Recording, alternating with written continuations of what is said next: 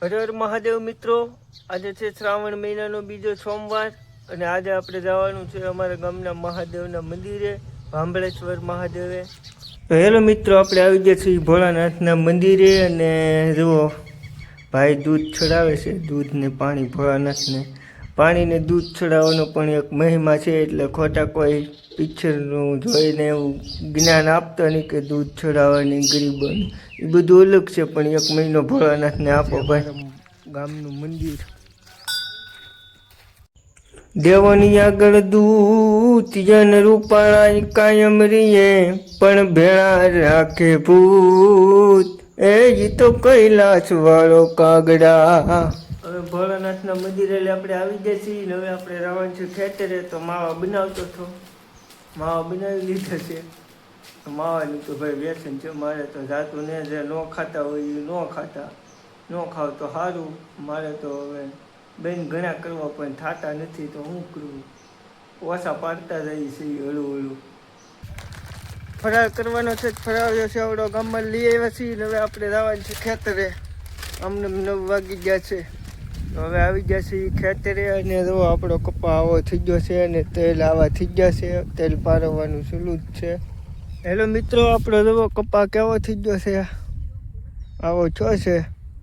તેલની ઓઇલ હવે બતાવવા માંડી છે. હવે વરસાદ આવે એવું છે, આવી જાય સારું ભાઈ.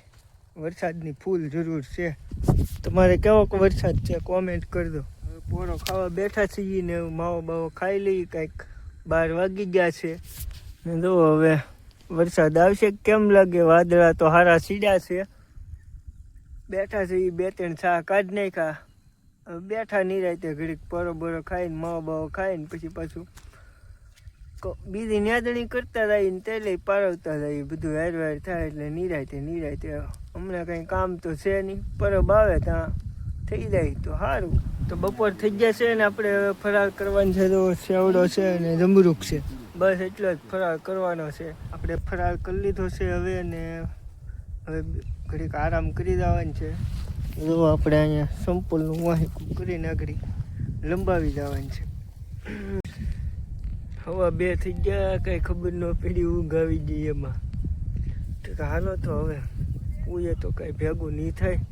ઊંઘ તો ઘણી આવે પણ હાલે, બીજું તો હું કામ તો કરવું જ પડે ને મારા ભાઈ. જો મિત્રો, આપણે હવે તેલ પારવવાનું શરૂ કરી દીધું છે. અને કેમ તેલ પરવાય એ જુઓ તમે, બહાટી બોલાવવાનું છે. ઘા તેલ પરવાઈ જાય ને પછી આપણે હાવ નિવરા થઈ જાય. 5 વાગી ગયા છે અને ઘરે મહેમાન આવ્યા છે, એટલે હવે ઘેર જવું પડશે. મહેમાન આવેલા છે, હવે જઈએ ઘરે. મહેમાન આવેલા છે તો એને ગોટા બોટા ખવડાવી દીધી. તો આપણે બટાટા ને એવું લઈ આવ્યા છીએ. મિત્રો, આજનો વ્લોગ અહીંયા પૂરો થાય છે. અને વિડીયો સારો લાગ્યો હોય તો ચેનલને સબસ્ક્રાઈબ કરી દેજો, લાઈક કરી દેજો. અને વિડીયોમાં કંઈ ભૂલ આવી હોય તો કોમેન્ટ કરજો, એટલે અમને ખબર પડે કઈ રીતનો પાછો વિડીયો બનાવવો. અને બધાય સપોર્ટ કરતા રહેજો. તો જય માતાજી.